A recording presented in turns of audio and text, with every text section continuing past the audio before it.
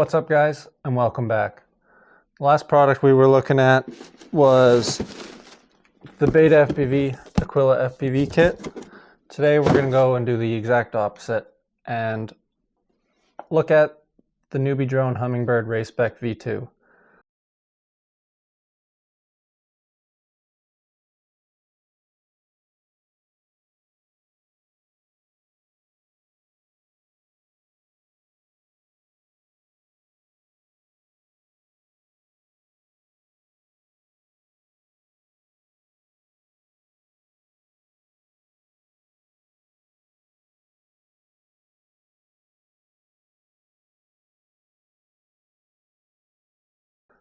Definitely not for a beginner like the Aquila kit. It's really high performance, so if you're into tiny whoops and high speeds, this might be the one for you. That being said, we aren't going to be racing this Racespec. We're going to be putting it through a beating in the warehouse, so stick around for a freestyle edit as always. So now we're going to look at kind of what the build is.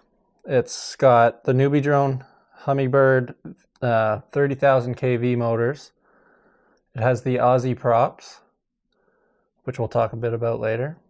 It's got their new Racespec V2 AIO with built-in VTX that goes from 25 to 400 milliwatts. It also has serial-based ELRS versus the SPI ELRS that the Hummingbird V4 and previous iterations had. We've got the BI V2 camera and the Light AF frame.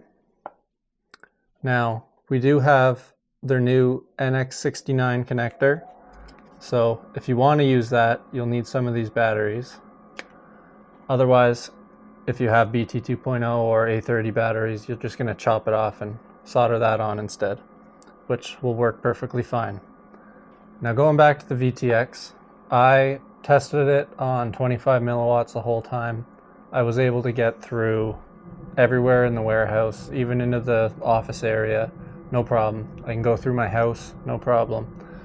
So I didn't really see a need for 400 milliwatts, and I'm not really sure why a Racespec even needs it, but I guess it's nice to have if you're flying outside. But I'm in Canada, so it's too cold for that right now. So let's go over what's in the box. Obviously, you get the whoop. You get 2 sets of Aussie props, and you might not need them because I was just bending and sending, and I only just replaced them with new ones, just so it kind of looked a little fresher. It does start to lose performance if you bend them too much, but I'm freestyling it, not racing, so I don't need perfect performance.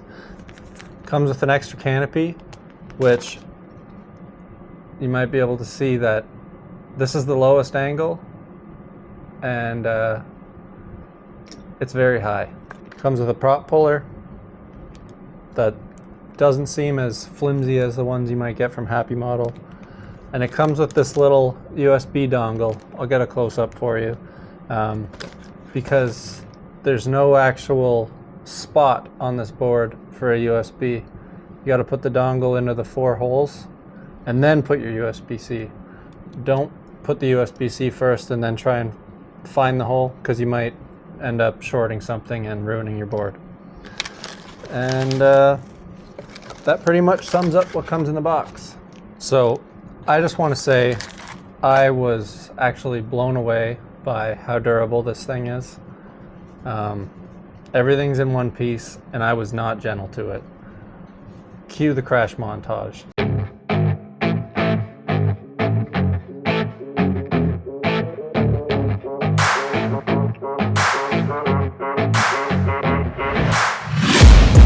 Taking shots at the enemy, I'm gonna make it to the top, leave a legacy. If I got something to say, you better let me speak. Turn it up a new degree, bitch, you ain't seen anything. I pop off with the new rock, electronic, blow the sonic roof up. I'm too honest when I take a few shots. They're too toxic, need to take the noose off. And you cannot save me, cause I don't need saving. It's everything I've been chasing, all here for the taking. Don't wanna test your luck with me, I think I've had enough disease. I'm sick of all the bad thoughts, people who are half-nots. You are not as tough as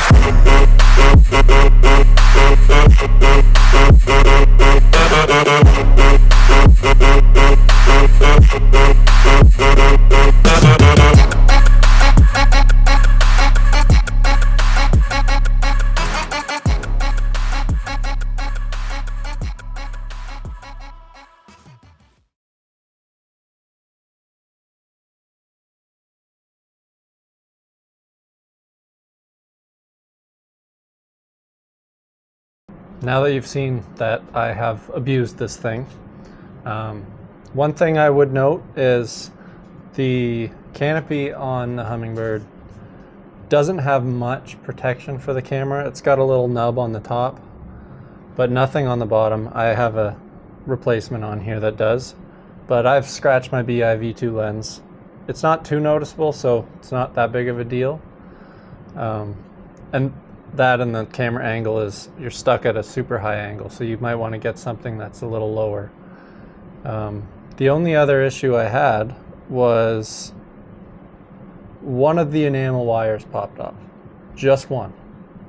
I put so many packs in on this and crashed it so many times.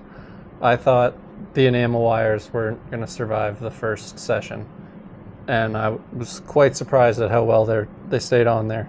It's a bit harder to solder back on versus a normal wire. I don't know if I would replace it with the enameled wired ones. I might just go with the regular to be safe, but other whoops I've had, the motor wires break way quicker than these have. Now, this frame, there is 0 damage on it. I don't know how, but it's perfect. One of the ducts looked like it was a little deformed and warped, but right now it looks perfectly fine to me. Any other frame that I've used, if I put this much abuse on it, it would break. I'd be getting the heat shrink out and fixing the ducts. I will say about the camera, the image isn't the best quality, but I do really like the field of view, so it's kind of a trade-off.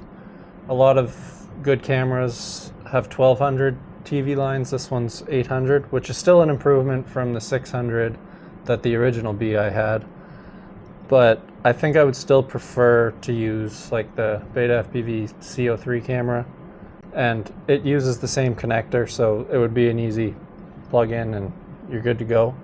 The AIO has 18 amp ESCs, which is pretty crazy for a tiny whoop. Most of them these days have 5. If you're lucky, you get 12. And generally that's a 1 to 2S board.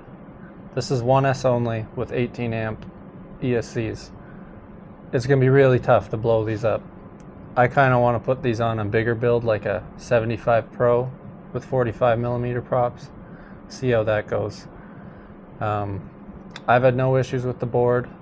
I have had a couple times where I crashed really hard and the board would reset, but that can happen. It flies perfectly fine after it reboots.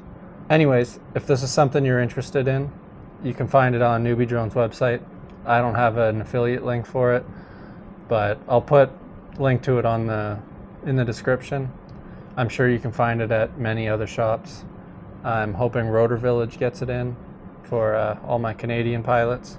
And yeah, without further ado, watch the freestyle edit as always, and thanks for watching. Cheers.